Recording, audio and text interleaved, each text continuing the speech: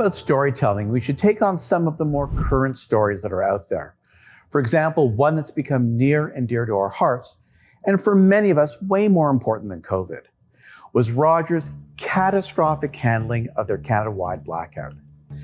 But the story I want to talk about isn't the pathetic handling of no information for customers one Friday in August.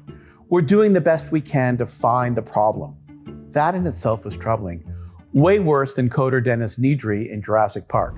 You can run this whole park from this room with minimal staff for up to 3 days. You think that kind of automation is easy?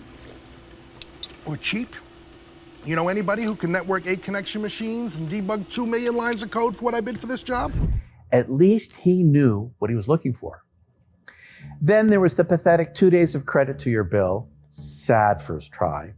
Then 5 days of credit, a bit better, but the note from their president that we messed up, we're truly sorry, and we will again operate to the standards you have come to expect from us. Dude, you could not have set the bar lower.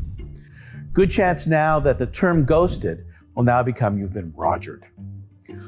All this you've already thought of. However, I believe we should be addressing Rogers' story of making Rogers bigger by buying Shaw's 1.9 million cell phone customers. I was once an economic major and have yet to use my education in my profession until today. And this is kind of sweet because I spent 4 years on this stuff. According to game theory, a concept that was a thought experiment 90 years ago and updated many, many times. When left to decide alone, a party would do what's best for itself without knowing the other party's intentions. The party in this case is Rogers. They compete head-to-head with Bell and with TELUS. If we all go for the blonde,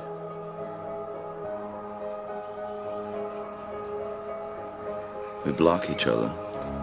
Not a single one of us is going to get her. So then we go for her friends. But they will all give us the cold shoulder because nobody likes to be second choice. But what if no one goes for the blonde? We don't get in each other's way, and we don't insult the other girls. That's the only way we win. That's the only way we all get laid.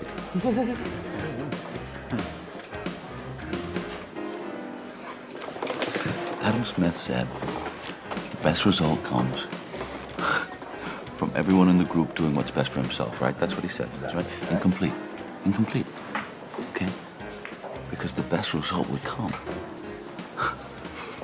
from everyone in the group doing what's best for himself and the group. Ash, this is some way for you to get the blonde on your own. You can go to hell. John Nash, a real mathematician, by the way, theorized, and please don't glaze over, just follow along with me for a second. He theorized that to create a favorable result, in this case, favorable profit, their output, which is stuff that Rogers can charge for, depends on the decision of the other parties, Bell and TELUS. If the 3 competitors follow the idea of collective agreement, they'll achieve an even better outcome. That benefits all the companies. We have an oligopoly in Canada's telecom landscape. If the Minister for Canadian Heritage, who's responsible for the CRTC, wants to speak to the companies that control access to 27 million Canadian cell phone users, all he has to do is make 3 phone calls. By 9:15, his day is done. Making Rogers bigger by acquiring Shaw is best for Rogers and pretty good for Bell and TELUS too, because losing a competitor works out best for them all.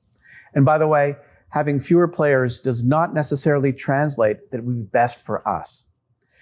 Didn't Rogers at one point allude to that if we were bigger, this might not have happened? Because as far as I know, a coding error could have occurred to any of these companies. What irks me is that Rogers or Bell or TELUS companies that service 91% of the cellular business in Canada, including emergency services, Interact, Visa, and probably Pizza Pizza, never told any of us their most important story. That in an emergency, when their network was down, if you removed your SIM card, you could call 911. You think that might be the most important thing you tell your customers when they bought into your network? Even clothing irons, not an actual communication appliance, have warning labels. Don't iron your clothes when the iron is hot and you're wearing them. What's the public story? End the oligopoly. More competition makes for better treatment for customers. We believe the very best delivery system ever invented to express an idea is a story. Thanks for watching. I'm Lawrence Metrick from TrailerWorks. If you like this episode, please tell all of your friends. We love telling stories and we'd love to get to know yours. To start a conversation, you can email me personally at lawrence@trailerworks.com. Until then, all the best.